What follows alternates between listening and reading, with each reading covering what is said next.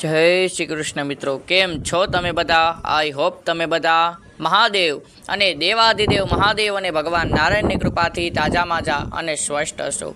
મિત્રો, આજનો જે આ વિડીયો છે એ એકદમ સિરિયસ વિડીયો છે. મિત્રો, બધા માણસોના મનની અંદરમાં જે સવાલ ઊભો થાય છે કે માણસનું મૃત્યુ થાય ત્યારે મૃત્યુ પછી માણસ ક્યાં જાય છે, કઈ યોનિમાં જાય છે, શું એ જીવ આપણા ઘરમાં હોય છે તો કેટલા દિવસ સુધી હોય છે, માણસના મૃત્યુ પછી એના પરિવારજનોને કયા કયા કાર્યો કરવા જોઈએ.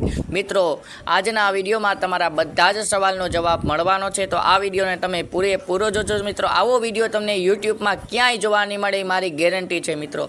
તો મિત્રો, સૌથી પહેલાં માણસનું મૃત્યુ થાય તો એનો જે જીવ છે ને એ આપણા શરીરમાં 7 દરવાજા હોય છે.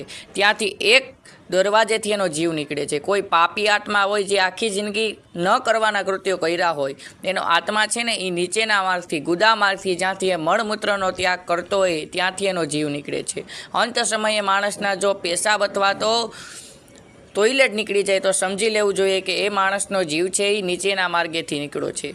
જે માણસનો જીવ આંખેથી નીકળે છે, અમુક વ્યક્તિના આંખ ખુલ્લી હોય છે, તો એ સમજવું જોઈએ કે એ જ માણસનો જીવ છે એ આંખમાંથી નીકળ્યો છે, તો એ માણસ છે ને એ પુણ્યશાળી આત્મા છે. મિત્રો, એ માણસ છે એ ભગવાનના ધામને પામ્યો છે.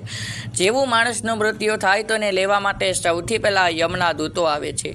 એ જીવને પકડી અને સૌથી પહેલાં ક્યાં લઈ જાય તો ધર્મરાજા સભાસસ્ય. મિત્રો, આ ગરુડ પુરાણમાંથી બધું તમને વાંચીને સંભળાવું છું, હું કંઈ મારી સ્ટોરી તમને નથી કરતો.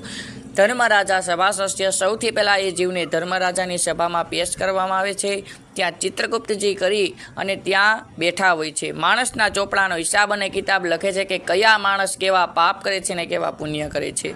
એ બધું ત્યાં ધર્મરાજાને બતાવે છે કે હે ધર્મરાજા, જીવાત્માએ આ પૃથ્વીલોકમાં જઈને આટલા પાપ કર્યા છે ને આટલા પુણ્ય કર્યા છે.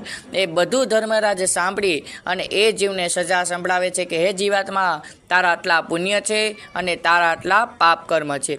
એ જીવને બધી ખબર પડી જાય કે મારે નરકે જવાનું છે કે પછી સ્વર્ગે. પછી ધર્મરાજ છે ને એના દૂતોને આદેશ કરે છે કે હે દૂતો, આ જીવાત્માને તમે જે ઘરમાંથી, જે સ્થાનમાંથી લઈ આવ્યા હોય ત્યાં જ પાછું મૂકી આવો. એટલે યમના દૂતો એ જીવને પકડી અને એ જ જગ્યા ઉપર મૂકી જાય છે.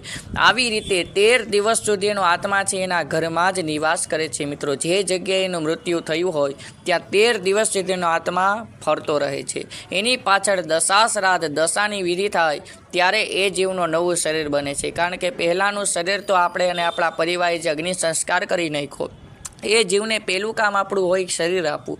એ જીવને શરીર ક્યારે મળે? જ્યારે આપણે દશા શ્રાદ્ધ કરીએ. પહેલાં પીનથી એનું માથું બને, બીજા પીનથી એના હાથ બને, ત્રીજા પીનથી એનું ગળું બને.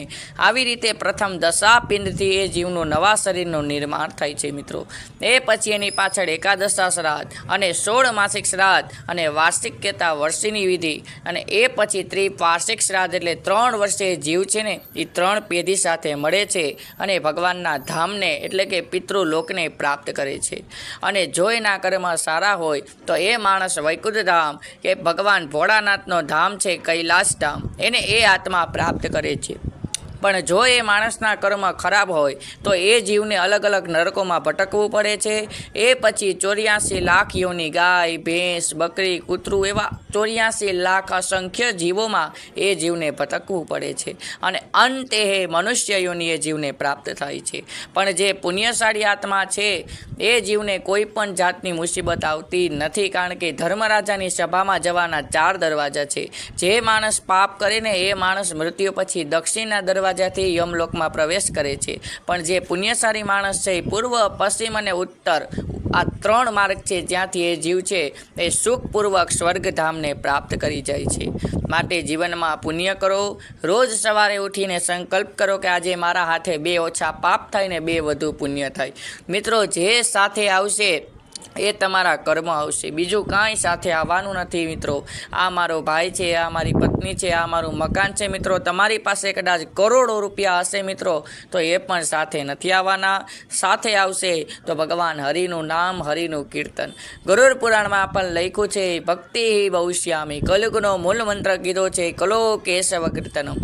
ભગવાનનું ભજન કરો, ભગવાનનું વચન કરો. એક ભગવાન નારાયણ જેવા છે જે તમને મુક્તિ આપી શકે. મિત્રો, આ વિડીયોમાં તમને તમને જે પણ કાંઈ માહિતી આપી છે એ 18 પુરાણોમાં એક પુરાણ આપણું ગરુડ પુરાણ છે. એની અંદરમાં જે પણ કાંઈ આપ્યું હતું મિત્રો, હું એક બ્રાહ્મણ છું, મેં તમને સાચી માહિતી આપી છે મિત્રો. હવે તમારે સત્કર્મ કરવા કે ન કરવા એ તો તમારી ઉપર છે મિત્રો. જો મિત્રો તમને મારો વિડીયો સારો લાગ્યો હોય, આ વિડીયોથી તમારા મગજની અંદરમાં કોઈ વસ્તુ ઉતરી હોય તો વિડીયોને લાઇક કરજો અને કોમેન્ટની અંદરમાં મિત્રો જય શ્રી કૃષ્ણ અથવા ઓમ નમો ભગવતે વાસુદેવાય જરૂરથી લખજો. Thank you.